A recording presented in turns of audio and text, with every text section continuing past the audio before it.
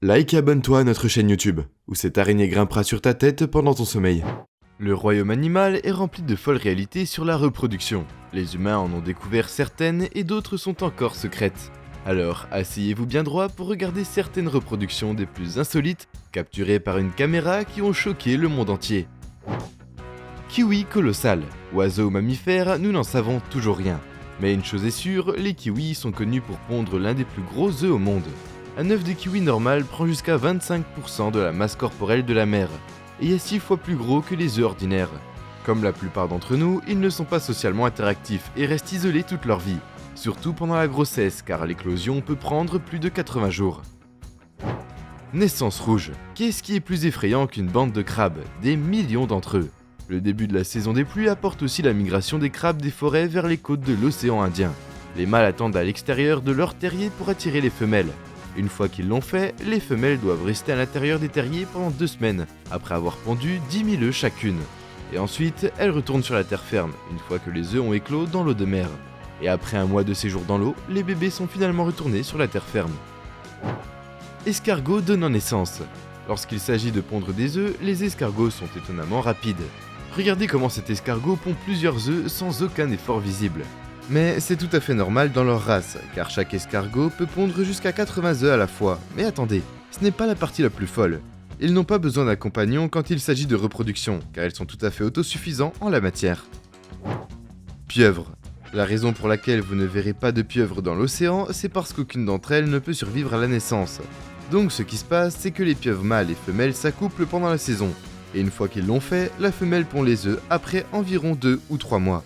Mais alors le processus bizarre commence car une fois les œufs pondus, la mère arrête instantanément de manger et alors va finalement mourir de faim, tout en prenant soin de ses œufs qui ne sont pas encore éclos correctement.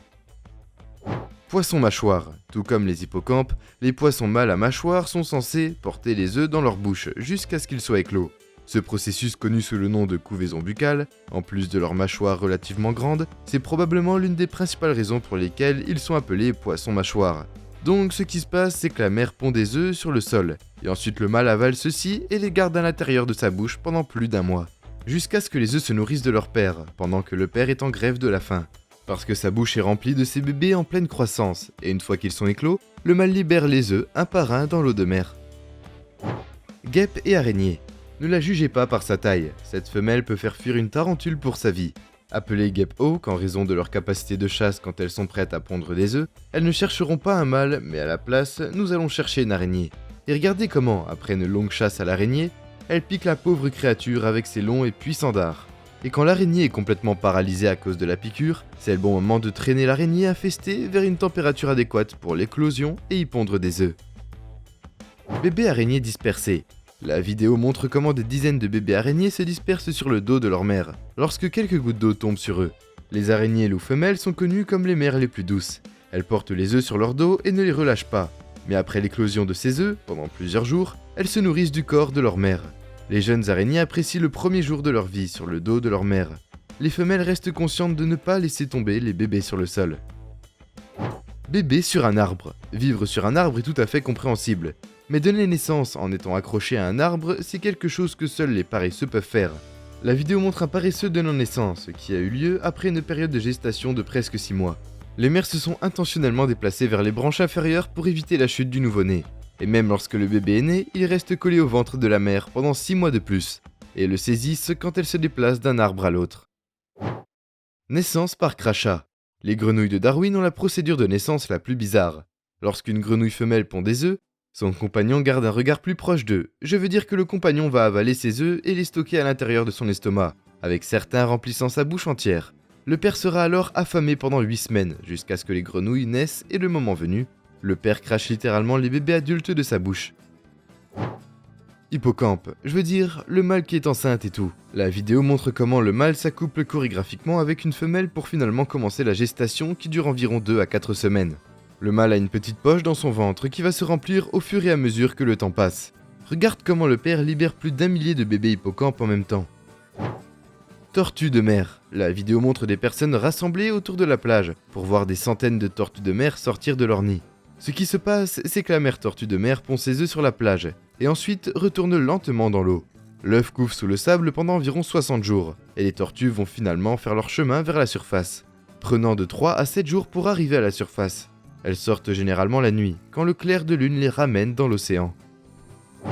Alligator nain. Bien que la femelle alligator pond ses œufs d'une manière tout à fait ordinaire, ce qu'elle fait ensuite est assez surprenant.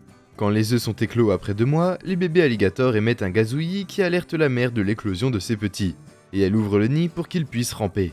Une fois que les bébés alligators sont sur la terre, la prochaine préoccupation de leur mère est de les emmener dans l'eau, car elles ne sont pas en sécurité sur la terre ferme. Même s'ils sont l'une des plus puissantes espèces du monde, la mère alligator prend les bébés dans sa bouche et les fait glisser avec précaution dans l'eau. Bébé backup, vous vivez tous en l'an 2022, tandis que les cocasses vivent en 2050. Oui, c'est vrai que la femelle cocasse a toujours 2 bébés qui grandissent dans leur ventre, mais ce n'est pas comme avoir des jumeaux. L'autre est en fait un plan de secours que les cocas ont si quelque chose arrive à l'aîné. Au premier né, ils donneront naissance au deuxième bébé. Mais après un certain temps et si le premier bébé est né sans aucune complication, le second bébé vit dans l'utérus et naîtra plus tard. Cette image nous a été envoyée par un de nos abonnés. Cette image est celle d'un cheval femelle Destiny. Ce qui rend Destiny si spéciale est qu'elle a donné naissance à des jumeaux 2 fois dans sa vie. Bien que ce soit un phénomène assez rare pour les chevaux d'avoir des jumeaux, Destiny a choqué ses propriétaires lorsqu'elle a donné naissance à une autre jumeau. La propriétaire dit qu'elle était assez préoccupée par la taille extrême de Destiny. Mais elle n'aurait jamais pensé que Destiny porterait des jumeaux car elle n'en a jamais montré le moindre signe. Bébé alpaga. Cet alpaga a choqué les propriétaires à cause de son corps maigre. Mais il s'est avéré que c'est comme ça que naissent les bébés alpagas. Un alpaga moyen pèse environ 5 kg et a de petites taches sur son corps et au moment de sa naissance. Mais avec le passage du temps, les taches se cachent derrière sa texture poilue, et l'alpaga finit par s'épanouir à l'âge de 6 mois environ, et la femelle est prête à se reproduire à l'âge de 12 mois. Travail non-stop. Maintenant, je sais comment un seul puceron peut être fatal pour vos légumes, à cause de leur taux de natalité incroyablement élevé. Les pucerons sont ces petits insectes végétaux aux caractéristiques inhabituelles. Une mère puceron peut donner naissance à environ 6 ou plus de bébés à la fois. Et contrairement aux autres insectes qui pondent des œufs, la plupart des bébés nés sont déjà jeunes, mais ce n'est pas la partie la plus folle. Une mère puceron n'a même pas besoin de s'accoupler pour être enceinte, car les pucerons naissent et peuvent donner naissance à leur propre clone en seulement 1 semaine. Et nous voilà déjà à la fin de la vidéo. En s'abonnant à SlashCoon, tu deviens automatiquement un ninja. J'espère que la vidéo t'a plu et on se dit à la prochaine pour une toute nouvelle vidéo.